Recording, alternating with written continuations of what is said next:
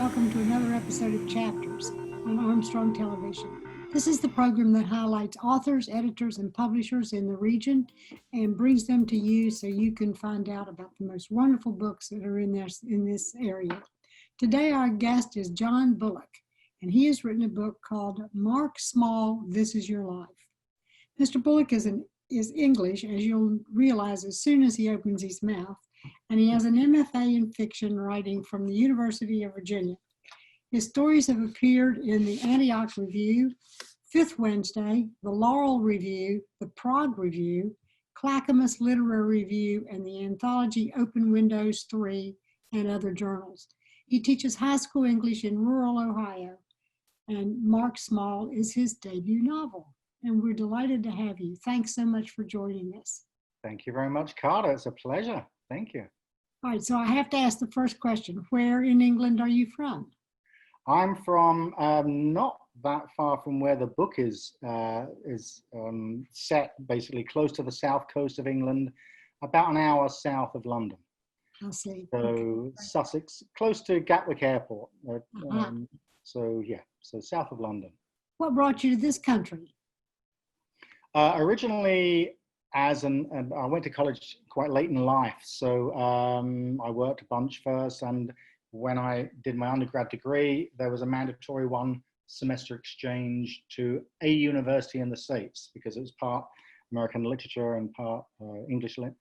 So of all places, I had a list of options, and of all places, I chose the University of Akron, Ohio, which is kind of funny. And a long story, because I had a pen pal when I was a kid, who I think was probably from Columbus, I think. I'm not quite sure, but I know that Ohio, it planted this kind of a seed of curiosity about, certainly of America, which I already had, movies and music and stuff, and reading.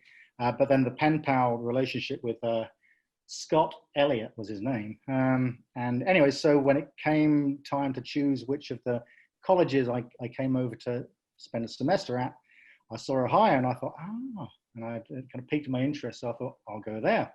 So Akron, Ohio was actually the first place I ever came to in the States.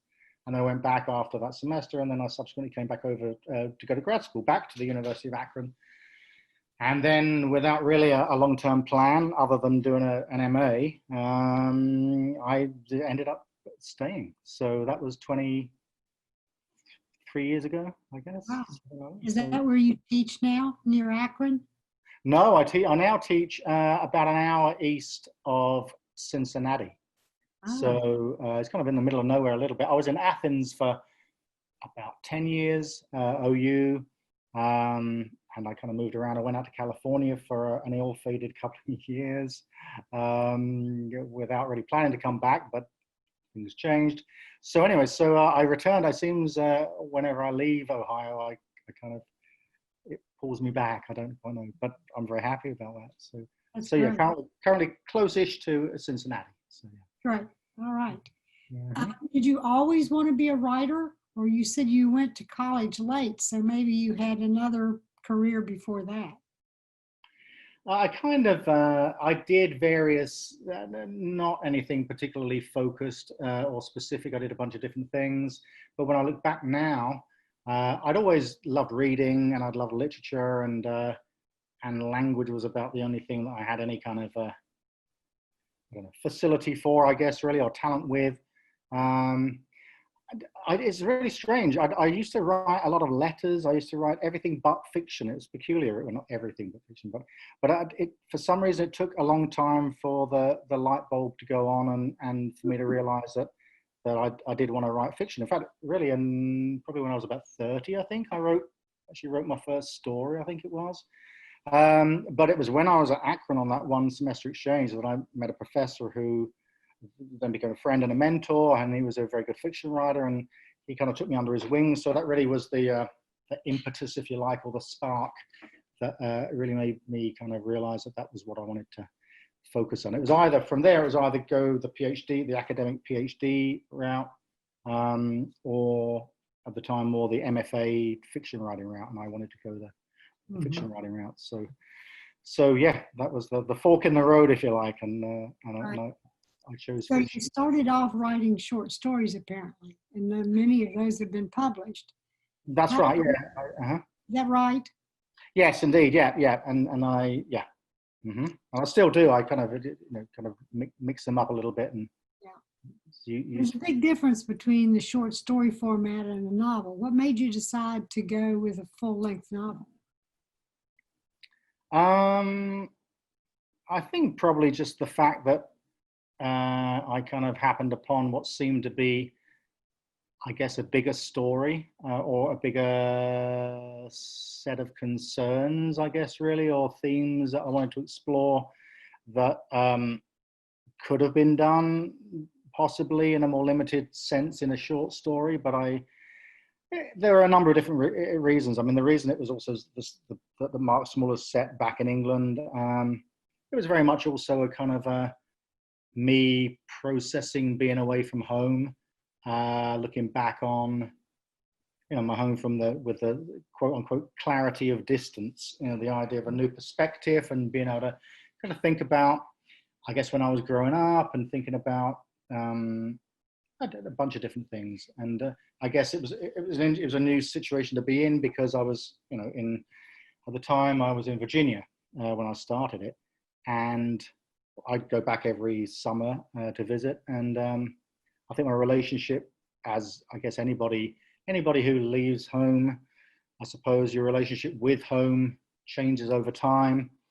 And I kind of found it quite fascinating that it became more a kind of a place of memory, a place of imagination, a place of nostalgia. So what the truth became a kind of a fictionalized thing over time, and I kind of enjoyed the idea of, I guess, exploring that fictional version of my life in England, something like that. I'm not quite sure, but that was, and so it seemed like a bigger story, and it needed more pages. So hence I the novel. understand. You said something a minute ago, a couple of times you mentioned the word theme. Do you, if somebody said, what is the theme of this novel? I mean, he's a little bit Holden Caulfield, kind of an angst-filled little boy or a teenager. He's sort of a Tom Sawyer, Huck Finn kind of adventurous boy. Mm-hmm. It's a coming of age kind of story, but it's a lot of those things all wrapped together. If you had to describe a theme, what would you say it is? Tricky. Identity, I think, really. I mean, in terms of that was really, I guess, what sort of fueled the plot in lots of ways, but it also gave it various narrative threads, different plot lines, because he just to kind of briefly to mention the story that Mark Small himself grows up in a seaside bed and breakfast, and he's an only child, and so his life is constantly peopled by strangers, who come for a night or 2 nights or a week, and he knows nothing about them, and they know nothing about him, but his curiosity develops, obviously, about all these people who kind of come traipsing through his home, and as a child, I guess, or a teenager with a particularly vivid imagination and sense of curiosity, he kind of wants to find out, any teenager, I guess, to some degree, wants to find out who he is. What is this all about? Who am I? Doesn't relate to his parents. He doesn't, he's a bit of an odd bod. And so he sets off basically on his, as you said, it's kind of journey, if you like. It's a kind of hero's journey thing. It's coming of age. It's to find out who he is. But also in the process, the idea of identity kind of broadens to his own personal identity. And then there's family identity. There's a sense of his local community, and his represented by his dad in many ways. And then national identity, because it's set at the time of the Falklands War or just after, in the early 1980s. So there's a sense of national identity, cultural identity. So yeah, the idea who is he against a backdrop of what is everything else, I guess, really trying to find meaning for his own life and really for everything that goes on around him, I guess, really. So. He is a bit of a hellion. Is that being kind? I think that's being kind.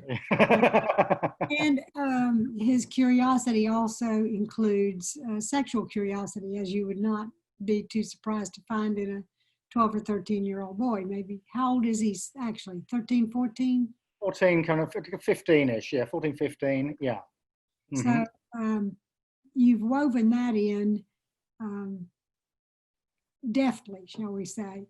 I don't think it's, I don't think you feel it's done in a prurient value for prurient's sake. It's just really a part of who he is. And I think, anybody who's raised a teenager will certainly recognize that that's not unusual. Well, I think he also has, I mean, it's true. And he had, he gets up to some odd things, I guess, really. I don't know how characteristic or otherwise it is for teenage boys. I can't speak for myself, obviously, but he's confused images of, I think, of identity and stuff. And yeah, I mean, I guess the idea of teenage sexual fluidity in a sense, I guess, really, or trying to find, as long as, I mean, I don't think he has any doubts, but he has his falls, he kind of falls for a girl, Lucy Fortino, who is kind of interested in her own right too. But yeah, I think I kind of saw it as being another example of him not being afraid to open himself up to experience, pretty much. I mean, it's very much from innocence to experience journey, of course, and he's a little preoccupied with images of femininity, of beauty, of magazines. He makes these composite cutout images of beautiful women that he creates himself. So it's kind of curious, and it kind of ties in with his mom and confused feelings. Yeah, I think for many teenagers, boys, I can only speak about, but it's not an uncommon area of inquiry like that. And yet he doesn't have a very good relationship with his father. And in one place, I think he wishes that he had one of his friends' fathers or mothers and fathers, not the ones that he's got. Right. Well, I think it's mainly because his dad is kind of a little doctrinaire. He's kind of, he's a nice guy. I think he's not a bad man. But it's his only son. He's got a greengrocer's business. He wants his son to take over. He kind of puts pressure on him. He's rather, he's a bit of he kind of indoctrinates him a little bit. And yeah, he's a tough, he has his firm opinions on a lot of things, and he kind of represents a particular mindset, which unfortunately was very prevalent back then, that nationalistic, how should we say, protectionist, all those kind of sentiments that sadly seem to be very apparent again today and never seem to go out of style very much, which is a little unfortunate, but still it's interesting how it comes full circle. So, and it's very relevant, I think, also what's going on in England with the Brexit and leaving Europe and the kinds of issues that has raised once again, and the anti-immigrant kind of stance that has been not very deep beneath the surface for centuries in England. And his dad kind of represents that little Englander voice, and not very pleasant in that regard, but it's not necessarily reflective of him as a person, because he's actually a decent guy, but he's a product of that culture, I think, really, of that background. Yeah. So, I noticed that you took the picture on the front of the book. I did. Is there a child or a boy that you knew that you sort of modeled Mark Small on? That's a good question. Not specifically. I had an image originally when the book was originally published a while back under a different title, and I had an image of a boy that I'd taken who was fishing off a pier in England. And he was a very kind of sweet looking kid, kind of young, he was kind of chubby. He looked a little wounded or a little kind of sensitive. And I remember taking that photograph, and I remember thinking at the time, that's the face. That's kind of that's Mark Small kind of thing. And then when I saw that photograph I took there, oddly enough, in California, it's not an English, but hence the pizza, I guess, or I don't know. But anyway, it's an American photograph. This the one that's on the cover now. But yeah, I think both of them represent. It's useful to have I guess, a kind of an image in mind. But originally, I didn't write it specifically for that image, but as a kind of like a focal point in the mind, or as an idea of a physical representation of the character. I guess it's it's band. You told the story in his voice. Did you know from the very beginning that you were going to do that, or how long did it take you to work out which kind of voice you were going to use, whether it was going to be an adult voice that told his story or whether it was going to be him? Did you know all along that you wanted it to be the boy's voice? I think I did, yeah. I think I knew all along that I only ever wrote it in first person, but the voice took a while to kind of find. It was I think a process, as I guess with anybody who writes, really, it's trial and error and rewriting and just trying to find trying to get some traction, I guess, really trying to find a tone. It's a tone that kind of carried his kind of worldview, the humor, the kind of the precocity, the precociousness, the kind of sense that he's wise, but he's also very much a little kid. He knows things, quote unquote, and then of course he knows nothing at the same time. But he has kind of these kind of the snippets of wisdom and moments of insight. Really just a case of writing and trying to find the voice, I think, really, and waiting until I guess, not consciously waiting, but finally arriving at that sort of happy marriage, I guess, really, of how I saw him in my head, and how I wanted to try and find that tone. It's always the hardest thing, I think, really, to get the tone right. It could have been a million voices, and it was kind of tricky. Yeah, it took a while until I kind of thought, hang on a second, I think that sounds like we're in sync now. It sounds like the voice I imagined for him, in a sense, really. It's also got a lot of humor in it, which is hard to write, I think. Do you feel that that comes easily for you, or is that something you had to also kind of strain to get? That's a very good question. I didn't set out to write. It's very nice that I've had some feedback that it's funny in places, and that and various things. I didn't actually intend to make it a comic novel. I mean, whenever I think about it, still, I know it has funny moments, but I still kind of think of it essentially as being quite serious, really. I mean, there are lots of serious themes, but ideas, issues. Search for the father is kind of like fundamental, pretty much, really, to it, even though it's kind of unwitting, or rather he unwittingly kind of he doesn't know that his dad is not his dad until he finds out later on, and so then that throws a lot of his relationship with his supposed father into question, of course. But again, I think it was really only when I found his voice, I think, really, and I think really when, I guess, a certain maybe confidence or the point when I knew who he was, and I felt like I was authentically speaking for him as a character. It seemed to be kind of liberating in a way.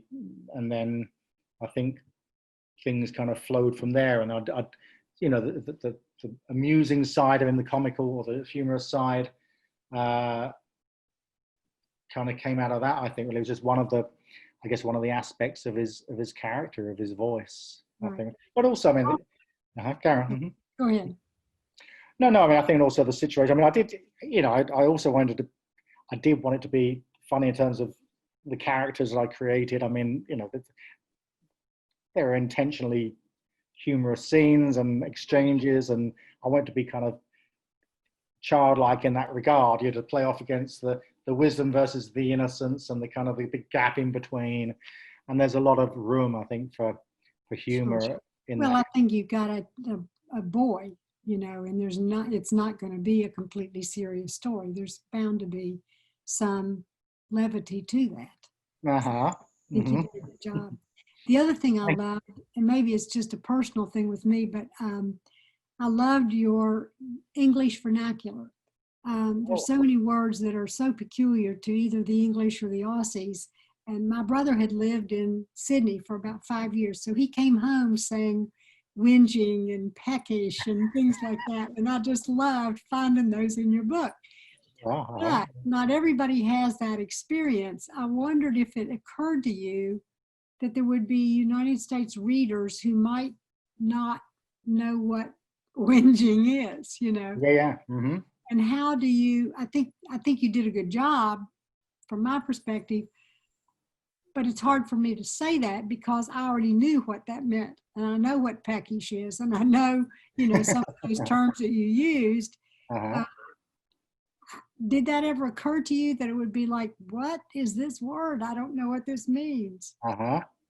It did, yeah. And I played. It's a good point because it's tricky. You know, it's like all those things. It's kind of a tricky balance, you know, between, you know, providing enough context, if you like, really, and so that people, even if they're not familiar with the terms or whatever, that they, you know, they can get the gist of what it is, and that there's, you know, that language, there's a flavor of language, the flavor of the vernacular and stuff. I did a lot of edit. I mean, I cut out a lot. It's very easy to kind of over egg the pudding, as they say. You know, I mean, it's quite easy to kind of, you know, it kind of was too much, and so I cut a lot back. Yeah, it was quite a. I made quite an effort to try and figure out what was an appropriate amount, what was kind of like relevant and necessary, without. I didn't want it to be some kind of like just, you know, Englishy kind of. I don't know, whatever. You know, like you said, just like one big experiment of vernacular or something, because that wasn't the point. But what I did think was kind of useful about it was that it was also kind of part of a lot of the book is, as you may have imagined, not only about identity, but it's also about tradition and questioning tradition. The seaside tradition is huge in England, as it is in the States as well, I'm sure. But, you know, it's very much a cultural thing, has been for, you know, centuries. And of course, the Stanley Small is a greengrocer, which is a very traditional fruit and veg type thing. There's kind of various examples, the bed and breakfast thing, but language as well. You know, sayings, and his dad is very much part of his dad's identity. Is the, you know, all of these kind of like sayings and you know, whatever you want to call them. Yeah, turns of phrase, particular words. You know, there's a kind of a linguistic tradition at the same time that kind of like ties in with that. So I wanted to give some sense of that flavor. But I did realize that, yeah, there's going to be, you know, a number of people who are not going to know what this is. But I think I tried to make it at least anyway, so that even if it wasn't familiar, you kind of get the idea. Oh yeah, I thought that the like you said, the context made it work. You know, okay. About it. Oh, thank you. Does Mark have a future story coming? You know, I'm not sure. I did think originally that there was going to be a follow-up because I kind of left it intentionally that, you know, it's kind of somewhat open-ended, but with the sense that his future to come.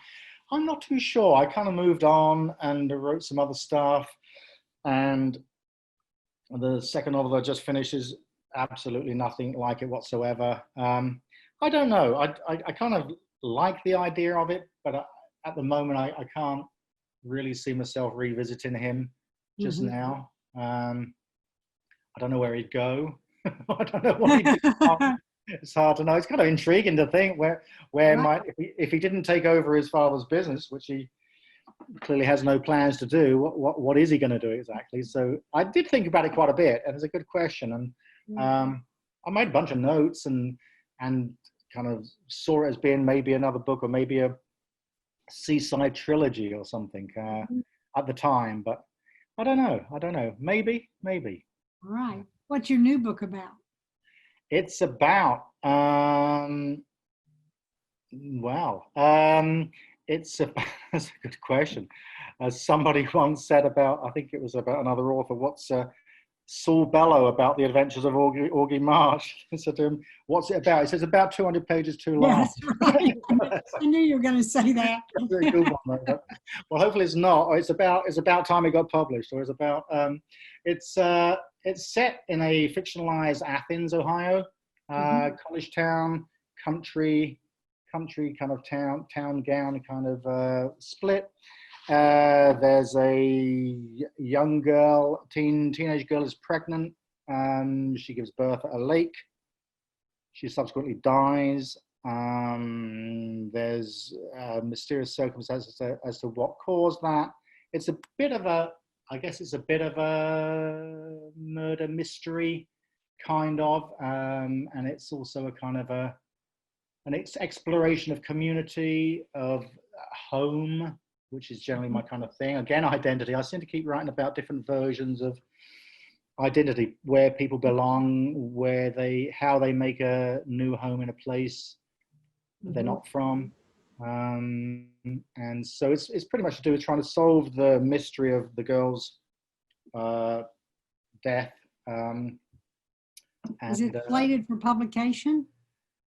Not yet. No, I'm sending it out to agents. I'm trying to get it picked up at the moment. So I'm busy entering contests and sending out to agents. And Does it have a name? uh, as it stands, nothing ever happens on a Wednesday. Oh, I like that. That's Oh, good. okay. Thank All you. right. That All was right. very So nice. since you're, are you still teaching? I teach high school. Yeah, I teach high school English. We're back in school. How does it give you time to write? Well, the last 5 years have been really busy. But now I hope nobody from school watches this, but my schedule is lighter than it has been, which is nice. So actually, time has been kind of pretty tight the last few years, but now I think things are pretty good. So I feel like I'm back on track to. I've kind of pretty well into another novel, so I still kind of tinker with the one that I'm trying to kind of keep tightening it and adjusting and things and stuff. But I mean, it's done. Mhm. So, but I've moved on to another novel which is set in that. So it's always kind of different communities which I find myself in, but then I think kind of fictionalize them and turn them into some kind of fictional community. But it's good now. I'm finding time, so that's important. That's That's good. excellent. Do you Uh-huh. have favorite authors that you return to over and over again, either from the classics or from contemporary literature? That's a very good question. Yes. I love. There's a fiction runner. I don't know if you know from Buchanan, West Virginia, Jane Ann Phillips. Oh, yeah. You know Jane Ann Phillips. I'm Yes. a huge fan. I even went to Buchanan on a pilgrimage many years ago, even though she left there a long time ago. But I love Jane Ann Phillips. Wonderfully poetic, kind of dark, very beautiful language, beautiful writing. Yeah, I like her very much. Richard Ford. I've always loved Richard Ford. Tobias Wolff. Um, the old Raymond Carver stories. I read a lot of poetry. English authors. I love Ian McEwan, Graham Swift. Uh, Anna Karenina is probably my favorite novel. Yeah, a bunch of different, a lot of short story writers, a lot of women. I like Catherine Ann Porter from quite a long time ago, another kind of from Texas, I think. Flannery O'Connor. Yeah, a number. There's no shortage of great writers, I think, to admire and Absolutely. Right. Indeed. I appreciate you coming today. Thank you so much for joining us on Zoom. It's been a real pleasure to talk to you and to meet Mark Small. Well, we hope to return in person to conversations, but for now, that'll do us on Zoom and for this time on Chapters. Please come again, and in the meantime, stay tuned to this station, Armstrong Television, for the news and views that impact you and your community. Connect with Chapters through email. Write to lp4@zoominternet.net. Chapters has a Facebook page at Armstrong Chapters. Like, subscribe, share, and comment. All Chapters episodes are available on YouTube. Visit the Armstrong Neighborhood channel on YouTube and look for a playlist of all the Chapters programs.